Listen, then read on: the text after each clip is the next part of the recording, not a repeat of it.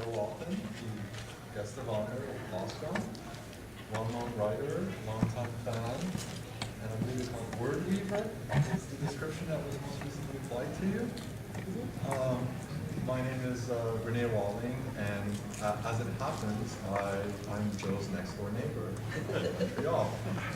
We thought it would be fun to interview her. So I'd like to start, you're originally from Wales. Yes. And I think it might be better if it might be better if I do use the mic, because I think I'm going to be straining my voice if I don't. Is that okay? Okay, is this better? Or Yes. Yes. Okay. So we'll do it like this. So you're So yes, I'm originally from Wales. Okay. Yeah. Was the weather a shock in Montreal? This summer was a shock. Because everybody said, oh, you know, the winter will be really awful, so I was prepared for that. And also I'd been here in the winter, I'd been to Toronto and Kingston in the winter, so in February, so I knew about the winter and I could cope with that fine.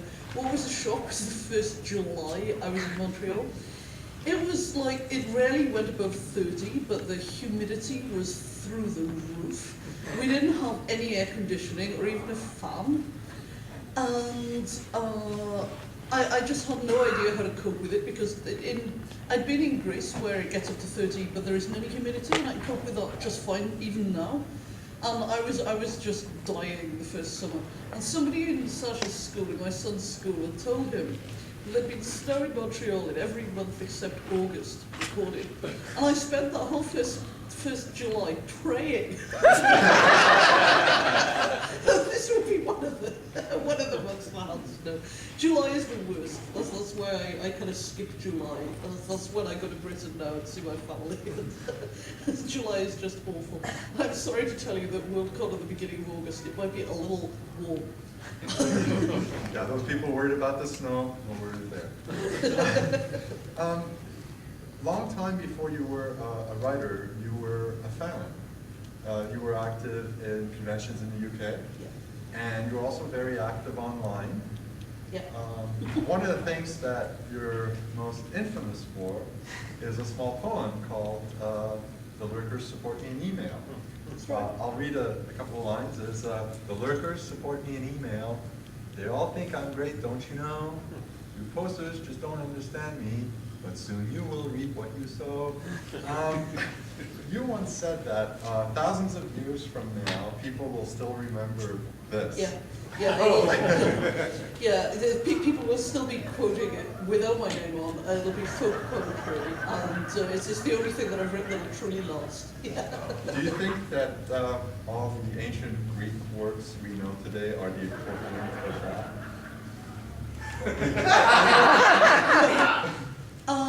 No, but we do have some things that are like that. There's the graffiti about Alaric only having one day. But yeah, there are some things like that, but no. But I think it's something. Somebody had posted something literally saying the lurkers support me in email, and on Records SF fandom news group. And I'd just been reading this, and I went to have a bath, and I was in the bath, and I started singing that to myself. You know, the lurkers support me in email in the bath, and I just thought this was really funny. And I actually got up out of the bath and posted it. So I actually wrote that song naked and dripping wet. Not a lot of people know that. And this is why camera phones will never really come in. At least not a dial-up. But you know, I just thought it was funny, and the people on RASF would think it was funny that day, and you know, maybe the day after, and it might even be remembered until Sunday. And then I started to get massive amounts of email asking me if it could be reproduced. And I eventually got tired of saying yes and just issued a blanket, it's fine to reproduce this as long as you keep my name on it. And then sort of years later, Google was invented, and I did an ego Google on my name, and I saw that my name was showing up on news groups that I posted on, and also on sort of, you know, alt-sex transvestites and alt-Formula F1 and places that I was horrified to and looking, it was this over and over and over again, and it's just posted and posted and posted wherever Lucas put people on. And then Lucas had the audacity to support me in email. It's just So, you've written quite a bit of poetry over the years. I'm going to just quote what is probably your most recent piece. We are not wise, we humankind, who live a little time and die. But what can we do against the night but weep and rage and question why? For what are we but bone and blood and speaking voice and loving heart? I'm not going to read all of it. You wrote this for Tamu Townsend, who is one of the people involved with the bone marrow registry that's just right outside here. And apparently you told her that you didn't know what to say. She said that she got that and you put in a little bit over a dozen lines of text. It's a sonnet, it's 14 lines. Sorry. It's a little bit over a dozen. It's over a dozen. Sonnets. You're correct. It's a standard form. She said you put in those 14 lines, which she's been trying to say for over a year now. And she was really touched. In fact, when she first read it, she said she had to get offline, go to bed. She could not do anything because she was so touched. Do you think something like that has more of a chance than the lurkers of surviving for a millennium? No, because the locus is actually talking about an unusual phenomenon, whereas people dying and trying to cope with that is something that millions and millions of people have written far better poems about. Tamu asked me, she's doing the bone marrow drive here, and she asked me, because I've registered, she asked me for a quote to say, everybody register. And I just found it extremely hard to say in a few words, in a quote, you want to register for bone marrow donation because not enough people will register, and when people need a match they really need one, and this goes double if you're in a minority population. And Tamu's brother died. Recently. And that's really, really hard to say. And it's very hard sometimes, it's very hard for me to actually say something in plain words. It's easier to write a poem, because when you've got the artificiality, that's a sonnet. I don't know if you could tell from Rene reading it, but it is a formal sonnet form. It's 4/4, it's a Shakespearean sonnet, okay, it's got formal rhyme and iambic pentameter. You're doing that, it's easier to actually push the words to get the thing that you want to say, because when you just say it, it sounds terribly trite, or it's impossible to articulate. And the terrible thing, but the good thing about this is that sometimes I write poems and people like them.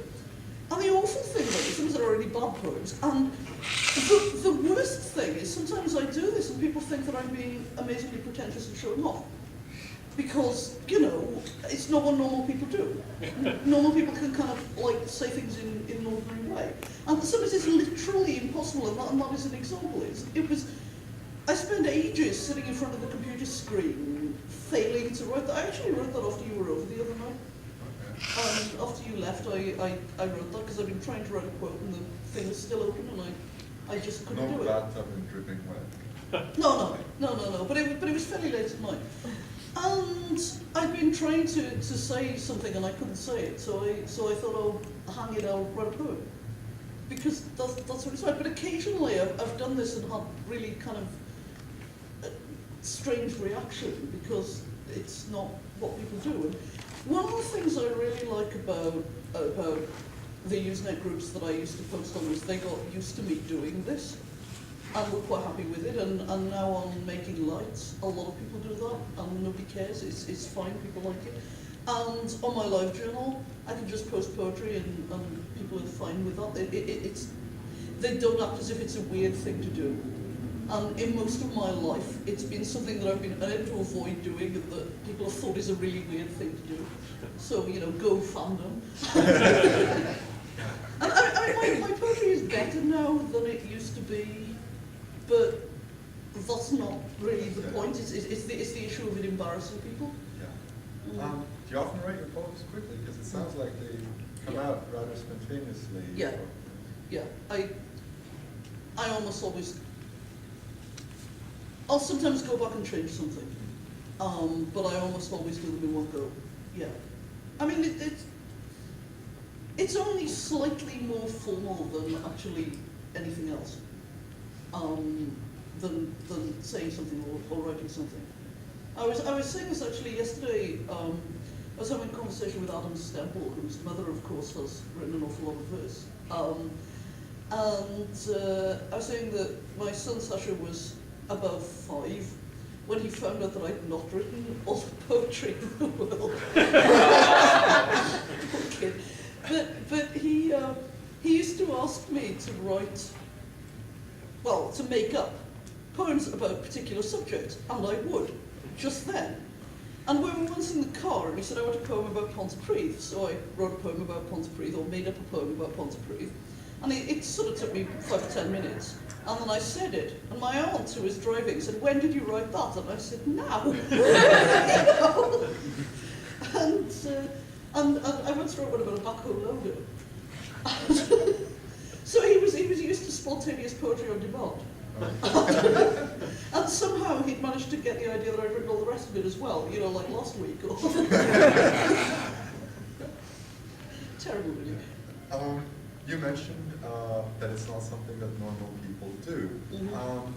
You write a lot about normal people doing things, sometimes things that normal people find perfectly awful. I'm referring here to your latest trilogy. Mm-hmm. You are often you're doing the human culture track participation. You're fascinated, I think, by societies Mm-hmm. and the way humans interact. Yeah. How did that start? I guess from reading. I mean, I think really from reading and then outwards to people. I am interested in how people interact and why people do things and all that kind of thing. But I think most people are really. And the way that societies work, the way that things are set up, and history, I would say I'm directly interested in from reading science fiction. And you read science fiction where things are different, and it makes you question why things are the way they are. I remember reading The Dispossessed, Ursula Le Guin's The Dispossessed, when I was, I guess, 12, and sort of reassessing all the things that I'd always taken for granted about the way the society works, and economics and things like that. And I remember reading Simon Delaney's Triton when I was 14, and thinking, no, well, I always thought I was normal, but actually I'm at the end of a bell curve. And, you know, sort of rearranging the way that things work. And I think that's one of the things that good science fiction can really do. It can shake up the inside of your head, and it makes you look at the world and examine the world in a different way. And I think from doing that, as I was saying in the alternate history panel, after I read 3 alternate US Civil War novels, I decided I ought to read an actual serious Civil War history, because I knew nothing about the US Civil War, and Guns of the South wasn't quite right. So, and you know, so doing it backwards really. How much real history did you read in order to write Farthing, Halfpenny, and Half a Crown? Tons, but mostly after I'd written Farthing. I wrote Farthing really quickly, and then I went back and did some research for it, which turned out to be research that I needed for the others. I did an awful lot of reading for Half a Crown because I had to figure out 10 more years of history. Farthing and Halfpenny is set in an alternate 1949 with a change point of 1941. And Half a Crown is set 10 years later. It's set at the beginning of 1960. So I had to figure out 10 more years. So I had to find out about a lot of things that I hadn't needed to know about, and do a lot of reading and stuff. So no, I read absolute tons of stuff. And I discovered there are no books on the German occupation of France in the Montreal library system or the Grand Bibliothèque in English. which was kind of annoying actually, but clearly a non-subject you don't want to go there subject. But yeah, I did absolutely loads and loads and loads of work for that. But I wrote farthing. I figured out the world without doing anything. Just on your basic knowledge of the period. Yeah. And I sometimes say that everything that I do is research for something that I don't know yet that I want to write. It's when I write something, it retcons the last 10 years of random doing things into being directed towards this thing that I had no idea that I was directed towards. Have you managed to convince the, income tax people of this? And if so, please tell me how. Well, I can claim any books as reasonable expenses, and any library membership fees. So, but I'm a very good accountant. You mentioned you wrote farthing in a very short period of time. Elsewhere, you also mentioned that you wrote it in a fit of rage. Do you recommend this as a way to create? Well, it wasn't much fun. On the other hand, while it wasn't much fun, it did get it done. I mean, I sometimes say, a lot of people have asked me about this because I wrote it so quickly. I wrote it in 17 days. Okay. In that 17 days, I also went out for dinner once on my husband's birthday, and I went to watch Troy, what a bad film, in the AMC. Other than that, I ate dinner, I slept, I sometimes washed, and I wrote. I had 7,000 word days. My hands were not the shape of hands. My hands were these distorted things. But I sometimes say that I actually write all my books in 17 days. They just have lots of bits of being stuck in between the 17 individual days on which I actually write the book. Yeah, it's not totally true. It's way more than actually 17, but it's like that. It's like I have these very productive periods interspersed with these very stuck periods that I really don't like. So yeah, in that way it was great. But I think it was a combination of things that made it work. It was the fact that I was writing something that had a very strong structure. It's got alternating chapters. It's very, very strong chapter structure, which helped. It was faking a style, two styles. And I got to alternate them. And I think both of those things helped, that I was faking the style rather than having to think of it. I was alternating the chapters. And also it was a murder plot, so there was ongoing, easy things to do all the time. And that helped me. And then it seems like it's a book without any middle. Because most of my books have a middle where I get stuck, and that never happened. And also I was writing, I'd forgotten it, I was writing like 3 other things at the time that I was in the middle of. And I felt like it would be sort of unforgivable to so I was partway through LiveJournal and a couple of other things which aren't finished. And I thought it would just be dreadful to be partway through another project, that would just be so unprofessional and awful. So I felt in a way writing farthing was goofing off, and I felt like I had to do it quickly.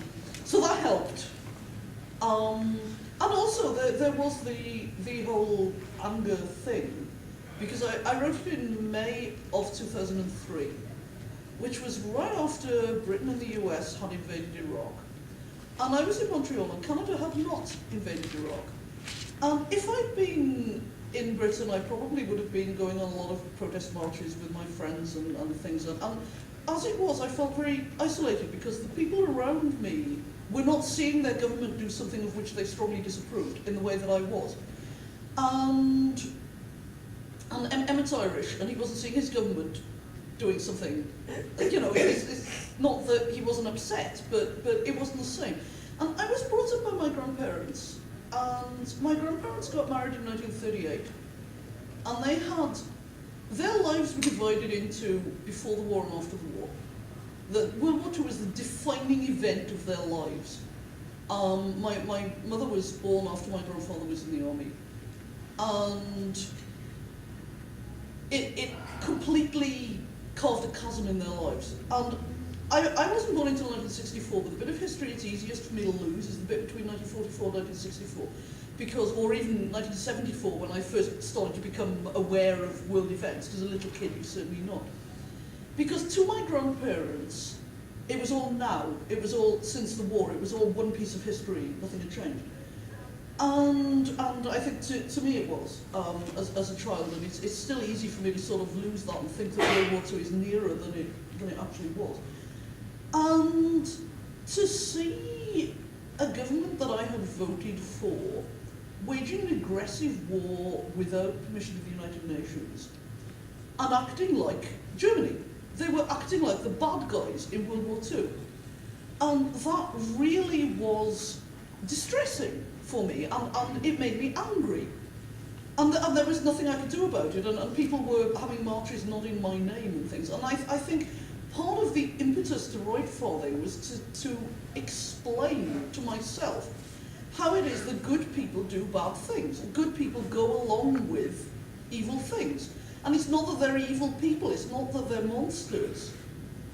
They are good people, but they're pushed into doing things and they go along with it because they're thinking about their marks and who's in love with them and that kind of thing, rather than thinking about the huge world-scale events that aren't really affecting them personally all that much because they've got a job and you know, they are worried about their own personal lives. And I wanted to write about that, and I think all of these things sort of came together, and I just wrote it very quickly. The other two, which were also fueled by the same thing, but later, I didn't write quickly. Half a Crown took ages.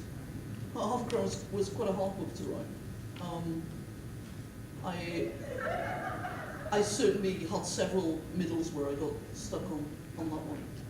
And at the end was very difficult to make the end right. And the end of Halfpenny, I had to rewrite the end of Halfpenny. Whereas Farthing is pretty much as I wrote it in the 17 days.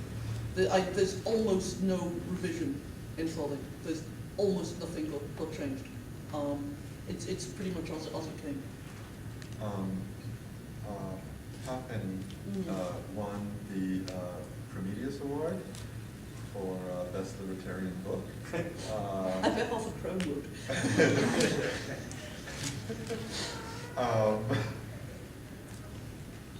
But you're not a libertarian. I'm not a libertarian. I'm not even a capitalist. And indeed, I'm less libertarian than probably most people in this room, just because most of you are American. Being libertarian is largely an American thing. I'm a civil libertarian. I am entirely for civil liberties, and I'm entirely against tyranny, which is what I said on the Prometheus Award acceptance. But I've been in so many arguments with libertarians online. It was just a case of when I was nominated for the award. Did the report you an email? Every time, yeah. No, it was just when I was nominated for this award, I was laughing because there were just so many people that I knew that I wasn't a libertarian, because we had big arguments about health service, good idea or wonderful idea. Kind of, you know, threat or menace on their side, and that kind of thing, you know. So I really feel that there are certain things where it comes to liberty where I'm all for it, but there are certain things where it comes to I'm really I want to be a Canadian. I would like peace and good government. Speaking of awards, you were nominated 1 year for the John Campbell Award for Best New Writer, and you went to the convention and did not win. However, you were nominated the fall, and you said that was a lot of fun. Yeah. And the following year, you were nominated again, and you couldn't make it to the Worldcon, but you did win, and you said that was quite boring. Yeah. Now, Actually, it was awful. now, last year, you were nominated and won the Prometheus Award, and you were there. So which is more fun? Being there, not winning? Not being there, winning? always have Or fun. be there annually. It's a very rare convention that I don't have fun. And I only pretend to be, I mean, don't tell the tax people this, but I tell the tax people that it's work, but really, I go to cons for the same reason I've been going to cons many, many years before I was a published writer, because I want to go to cons. And I've never been to a Worldcon where I didn't have a good time. Winning the award was really nice. And losing the Campbell in 2001 in Millville was great. That was a really nice convention. I was on some great program. It was a lot of fun. Whereas Con Jose, where I actually won it, I couldn't go because I just had no money. We just moved to Canada and we were in serious debt to various family members for money that we needed for doing this. And we were living on an absolute shoestring at this point. So, because I do feel if you're nominated for something, you ought to go if you possibly can, because it's just courteous to the people who've nominated you. Even if you think you've no chance of winning, you should go if you can. And I just couldn't. And it just wouldn't have been possible. And so I got some friends of mine who were in California to, be ready to accept me if I won. And they said, we'll ring you if you win. And I said, no, wait until the morning. But they didn't. They rang me in the middle of the night. And they rang me in the middle of the night from the Hugo Losers party. And I could hear this convention party. It was like 3 in the morning. I was asleep. And I was woken up. And I could hear this Hugo Losers party going on. And they were in a room and it had John Cena in it. The text of this message was, you have won the Campbell Award. And the subtext of it was, we're in a party in California in a room with John Cena in it, and you're not. So I basically sort of put the phone down. I was feeling very sad. But there we are. It's as John Scalzi says, the Campbell Award makes a very good cheeseburger. And Does it? I haven't actually tried. It's pretty too dusty. The Prometheus Award is cool. It's actually an ounce of gold. Is that cool or what? I'm so libertarian. If society collapses, I'm going to mint it into farthing-sized coins, and our street will have an economy. I'm glad provisions are made for my retirement. Yeah. I think that is just really. It's sort of. It's beautifully libertarian that it's gold, an ounce of gold, and it's also really sweet. It's really nice, and it's a pretty thing. Unlike the World Fantasy Award, which is the world's ugliest award. When I was nominated for that, I was in my aunt's house in Cardiff. It was July, and Stephen Silver emailed me and said, "Congratulations." And I thought, why is Stephen Silver emailing me and saying congratulations? And then I found out I'd been nominated for the World Fantasy Award. So nobody ever tells me anything. And so my aunt, who's a lovely person, always keeps half bottles of champagne in the fridge in case of unexpected good news. And so by the time I'd turned the chair around practically, she had the champagne bottle open and we had a glass of champagne to celebrate the fact I'd been nominated for the World Fantasy Award, which is a major award, and I was absolutely thrilled. And then she said, what does it look like? And we'd had the champagne by this time, so I thought, Google image search will let us know. My aunt is a very, very optimistic person. She's the best person in the world to be with when you get good news, because she will always have a bottle of champagne ready, and she's great. She can sometimes be a little bit annoying when you get bad news, because she always tries to see the bright side of anything, And sometimes you just want sympathy, you don't want the bright side. But anyway, I Google image searched the World Fantasy Award and I found what it looks like, which is, it's a statuette of H.P. Lovecraft, modelled by Garn Wilson. And H.P. Lovecraft was not a pretty man to start with. So it is this hideous thing. And my aunt looked at it. And I could see her trying to make the best of it. And I thought she's going to say, maybe you won't win.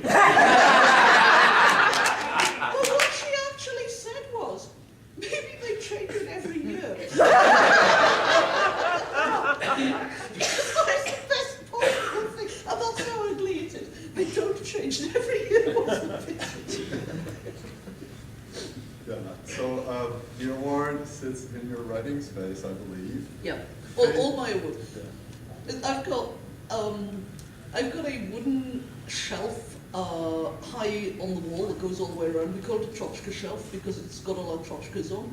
And I'm really glad I've got that because my awards kind of fade into the background on it. But if I had a normal house with normal things and didn't have, you know, Roman pots and model dragons and John Singer pots and various bits and pieces on it like that, if I had a normal house with a sort of mantelpiece, then I think the World Fantasy would have ruined my living room. As it is, it sort of sits there in between a little wizard that Elise made and a Roman pot, and you hardly notice it. And right now it's got a Santa hat on because we forgot to take it off. And I've got a bust of Churchill as well, which has also got a Santa hat on. They sit there glaring at each other. So, That was a present. I didn't buy it. speaking of your house, you've got a fairly busy household. Is working at home easy or difficult for you? It's much easier when everybody else goes out. I mean, when everybody goes out to work and school and they're not there in the day and I feel like I've got a clear day, that's much easier than when people are in and out. If I'm really, really writing, like when I was writing Farthing, you know, I get up early in the morning, I get up about 5 and I put in several hours work before anybody else is even up. And I don't care whether other people are in the house or even in the room. In fact, I had to rewrite the end of Half a Crown on New Year's Eve 2 years ago. I mean, not the New Year's Eve, we just had the one before. And I actually did that with somebody else asleep in the room that I was doing it in. And so if I'm really writing, I don't care. But if I'm not really writing, I've got to get an atmosphere of feeling that I will not be interrupted. And whether I actually am interrupted is almost irrelevant. But it's the idea that I can be interrupted, or that somebody's going to be coming in. And that's it. When we lived in Swansea, Sasha was in school and I had to collect him from school. And there were times when I would look at my watch and I would think, oh, 2 o'clock and at 3 o'clock I've got to go out to collect him, no time to get anything done. Might as well stop and putter about. And other times I'd look at my watch and I'd go, oh, 2:58. Well, and, you know, this is entirely a psychological difference of perception of time.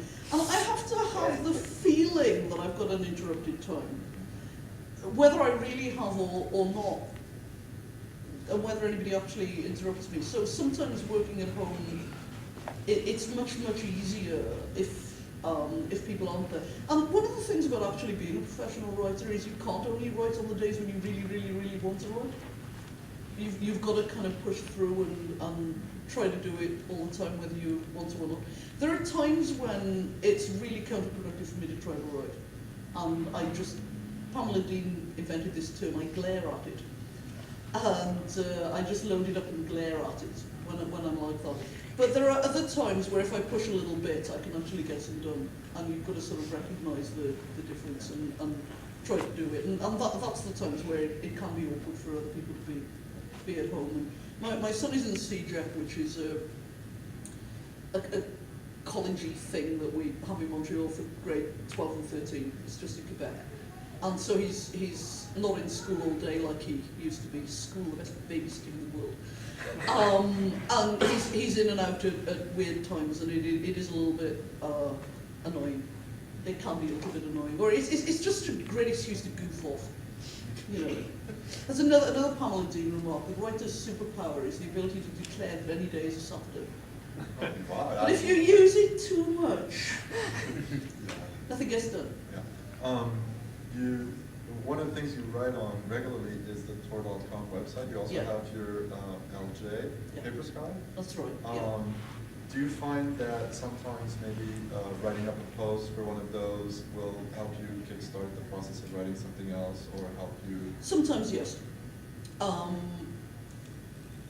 usually, if I'm not actually burning to write, so I don't write first thing in the morning, I'll go online first thing in the morning and I'll putter about, and I can usually tell by the way that I'm writing things online whether I've got a flow or a trickle or nothing likely to come out.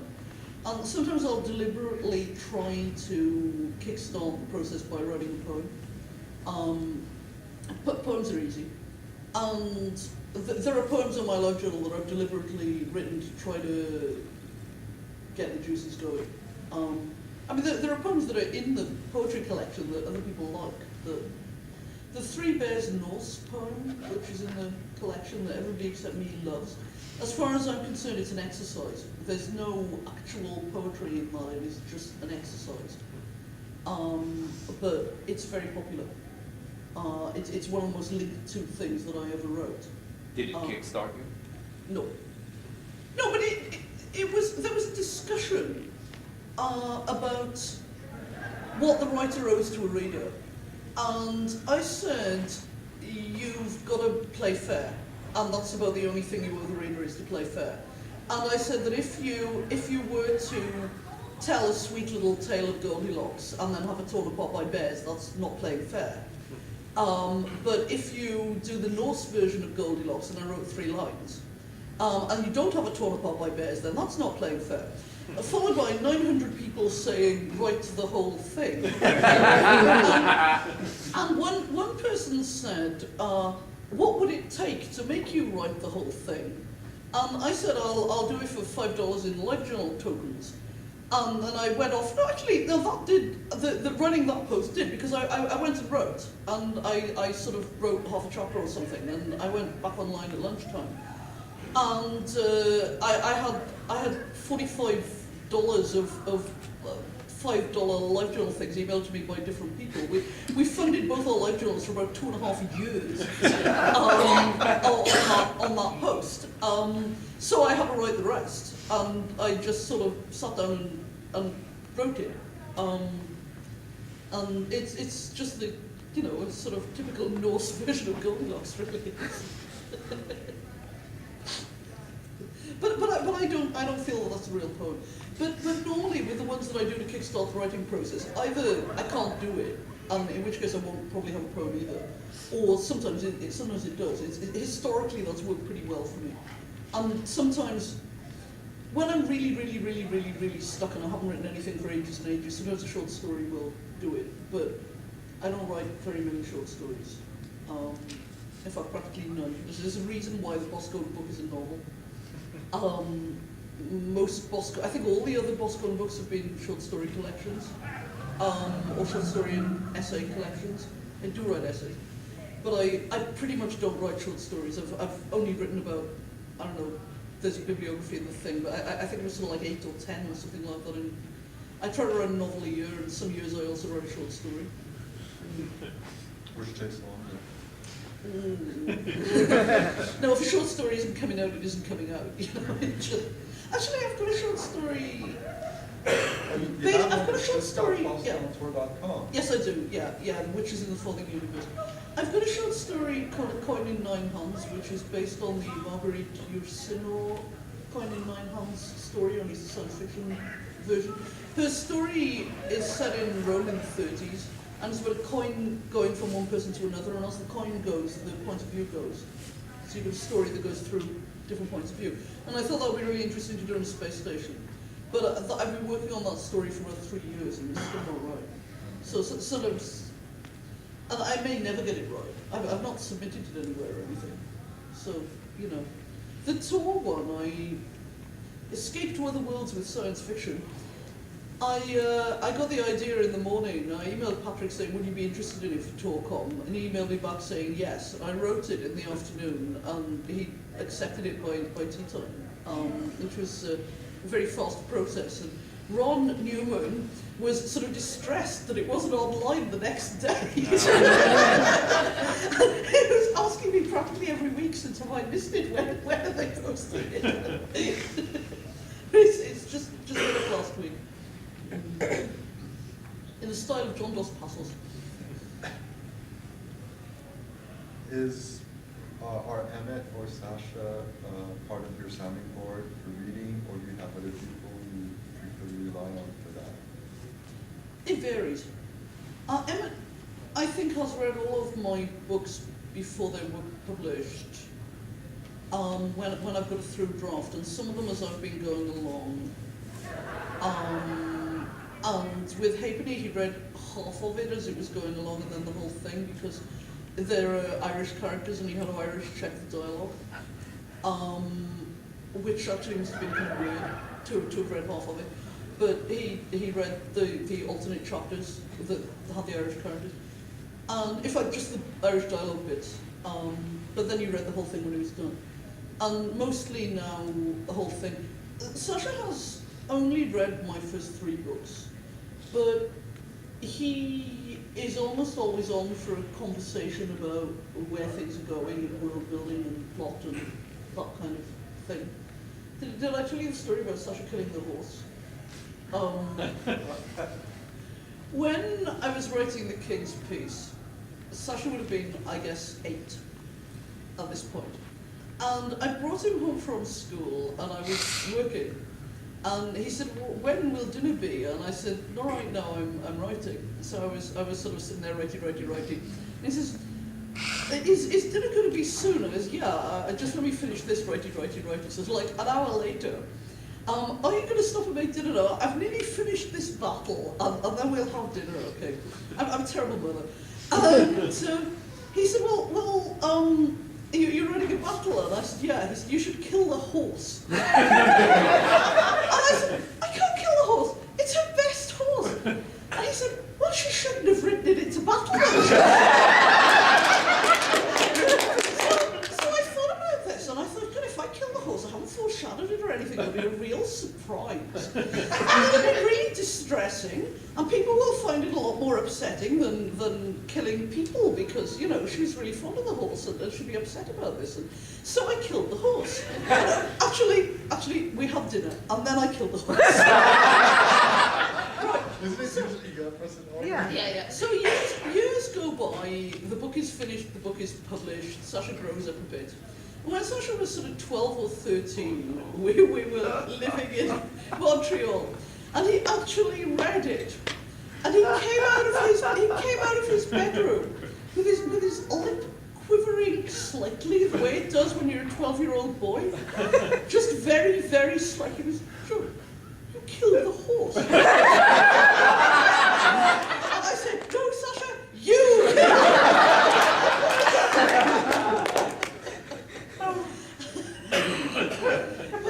But he hasn't actually, he didn't like Tooth and Claw. He couldn't get into Tooth and Claw. But he's been very useful with making suggestions and talking about things, or with quite a lot of my books. And when I was writing LiveJournal, the Boskone book, do I? But when I was writing LiveJournal, it was very hard to have events in that book for various reasons. And Sasha was very good at suggesting the character ought to drop a plate. Every time I said I didn't know what was going to happen next, she could drop a plate. And that always sort of made me laugh, even when it was completely useless. She does not drop a plate at this time. And Is so, there a plate drop at no, any time? not at all. But if I talk to him about the world building and things like that, he's always interested in that kind of thing. We've had some really good conversations and feedback on that sort of stuff in a way that's usually useful to me. But I've got several people who read things when they're done, and I usually try to get, I ask on my LiveJournal, and I try to get some people who haven't read things before me. And with the Farthing books, because there are 3 of them, I got people who hadn't read the earlier ones to make sure that they worked as standalones, and that was quite difficult for half a crown. And my aunt was very, very useful with those because she remembers the period of the tech level, particularly for Falling and Halfpenny. And she read those as they were ongoing and really, really liked them. At one point, yeah, I think with those 3, I was emailing chapters as I had them to Patrick and to my aunt. And Patrick was hilarious with Farthings. I was writing it so quickly. And I emailed him the beginning, and it was like the first 6 chapters or something. He's my editor. And he sent me this little note that said, more, he. And then I sent him however much more I'd written in between time, you know, says a whole pile more chapters. And then he, sort of a couple of days later, he sent me another little note. He said, you know when you're in the middle of a really good book and you leave it on the train, ... P. So this is why I wasn't really worried that they were going to buy it. Yeah, and that was the same with my most recently completed novel, which doesn't have a title. If anybody's got any good titles, I'd be really pleased. But I wrote a semi-autobiographical fantasy novel last year, and it doesn't have a title. And that was the same. Patrick was, you know, couldn't get enough of that fast enough, which is always very gratifying. I used to have somebody who read what I was writing as I was going along and was very useful. But I found that most people say the wrong kinds of things, say things that are in the wrong kinds of directions, and it doesn't help. My aunt's very good because she's got no literary criticism skills at all, but she'll gossip about the characters, which is actually kind of useful, you know, in a different kind of way. I mean, I think she thinks it's all like The Archers, but that's fine. She read The King's Piece when it was, before it was published, but when it had been accepted, she wanted to read it because I'd sold a novel. She doesn't read genre at all.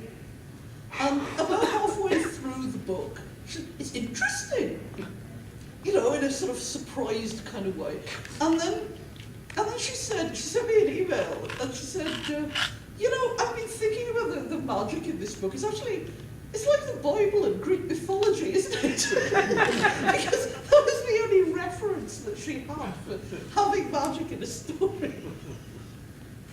But yeah, she's my naive reader. That can be useful from what I understand. Yeah. I mean, it is very useful. Yeah. So you've written some alternate history. You've written some fantasy. You mentioned a short story that's science fiction. Yeah. Is it very different for you writing the three different subgenres, or? Science fiction is impossibly slow for me because the level of density that I have to get into it and all of the things that I have to get right, it makes it almost impossible for me to write the way that I write. I write in a kind of holistic way where I don't leave gaps and go back and fill them in. I've got to know where it is or it doesn't work. So the way that my process works, I just don't know enough science, and I have to work it out at the wrong speed to actually write science fiction. I would love to write science fiction, it's what I like to read. And I would want to write it, but basically, if you're not Samuel Delaney or C.J. Cherry, that's the standard, you know. And I can't do it. I can't. I haven't been able to.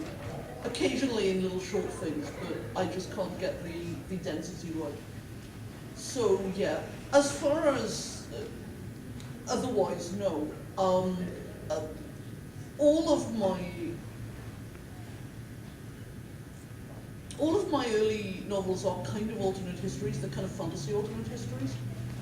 Tooth and Claw is what if the Victorians were dragons? Because it would make so much more sense. And the King's Piece and the King's Name are an alternate Arthurian, and Prize in the Game is an alternate Tame. So they're all basically alternate history, and they're all basically the same. And I think that people get certain things for free. They're born with certain abilities, and then you have to learn other ones. And the thing that I got for free, my natural God-given talent, is pastiche. I can fake anything. And I learn a lot by doing it, but I can fake anything. And Tooth and Claw is all fake trollop. So it says, even in the new edition, it says, you've never read a book like Tooth and Claw. And if you've read Trollop, you've read books exactly like Tooth and Claw, except that Trollop is pretending the human beings act like this. Whereas mine are dragons and they eat each other, but they, you know, it makes so much more sense. And with Farthing as well, the style is pastiche. It's the cozy pastiche. And yeah, Josephine Tay is what I'm actually deliberately doing, but yeah, that's easy for me. That's not a conjuring trick. That's just easy. So it's the other things I've got to think about. But really, no, it's all seamless. It's all one thing. Except that if I've got to stop and figure things out, it just takes me forever. I mean, writing science fiction is the same. It's just so slow. Have you found that the pastiching sometimes gets in the way of something you want to do when you write? No. No, it always gives me a lot. I find the formal constraints and things like that always give me more than I take away. I gain more than I lose by them. The alternate chapter structure in the Farthing books, sometimes I was cursing it because of the problems that it caused in something taking longer than it had to, so I had to have another chapter. I had another Carmichael chapter because one of the other chapters had doubled in length and turned out to be 2 chapters. So what on earth is Carmichael going to be doing in this chapter? Well, I guess you could go to a gay club. And so I get my gay club chapter, without which I don't think the book would be anything like as good. And it gives me a lot. It builds a lot for me. And the same with the pastiche thing. It gives me a lot and it helps. And the same, it's like I was saying, I can write a sonnet more easily than I can write a paragraph. And the fact that it's a sonnet makes it easier to do rather than harder to do. Okay. We have a few minutes left, so if you're okay with that, I'd like to open up the questions from the audience. Bob, and then the gentleman behind him. Love your work on LiveJournal, love your other work, but love your work on LiveJournal and Tor.com. When you first started doing it, I was sort of upset and said, "Oh, now she's taking things away from her writing." Do you do the other stuff because you can't help it, or because you realize the life of a public intellectual is contributing to the culture also? I never thought of that. My standard answer to that is, if you see your surgeon buying groceries, do you say, "Why aren't you cutting somebody up now?" because basically, I'm a person. I'm a person, and the stuff that I do, certainly on LiveJournal, and certainly on Usenet before that, the stuff that I do online is largely because I'm a person and not because I'm a writer.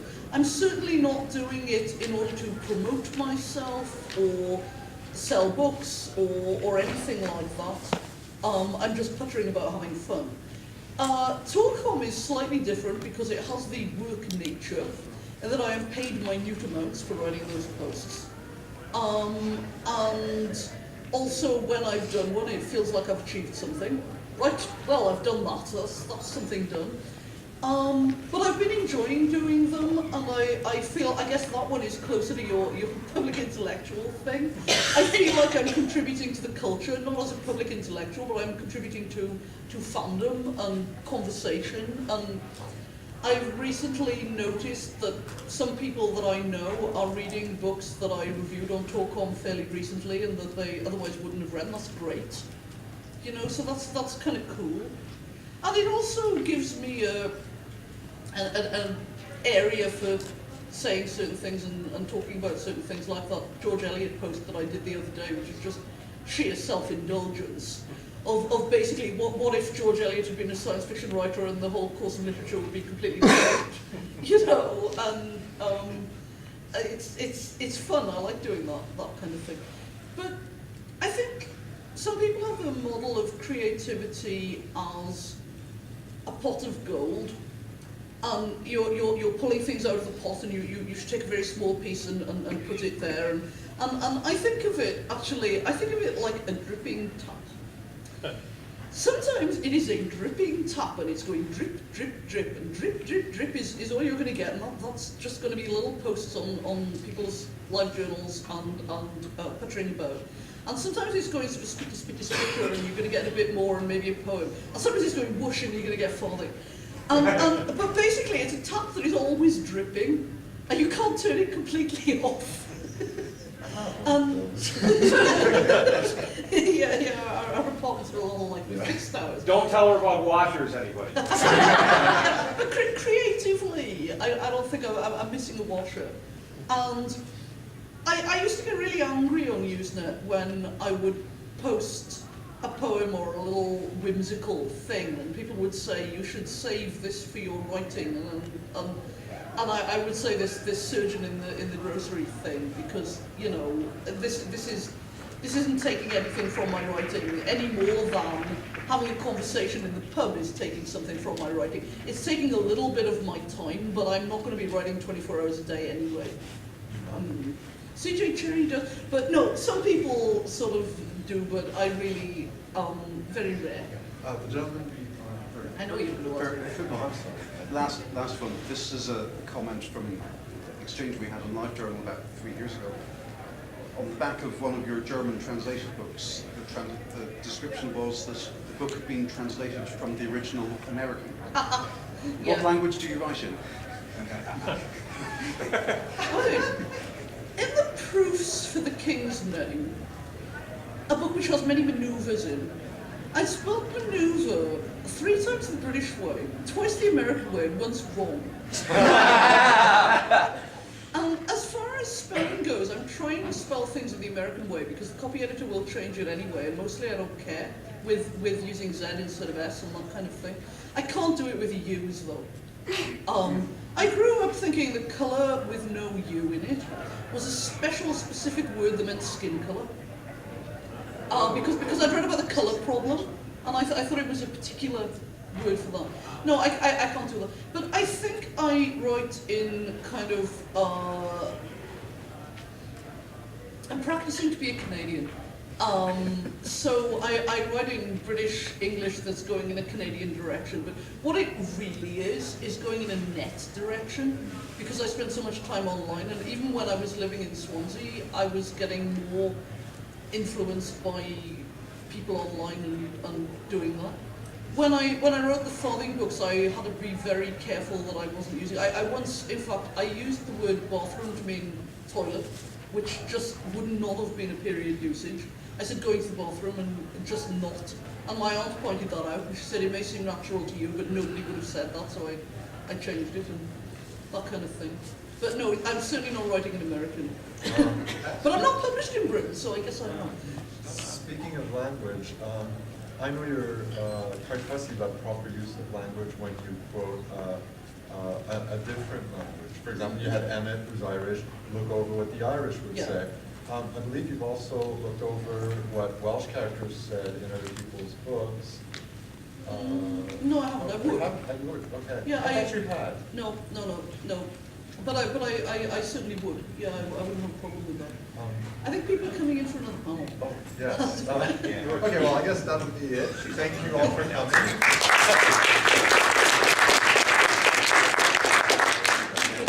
Mom now. Okay. Mom. Okay.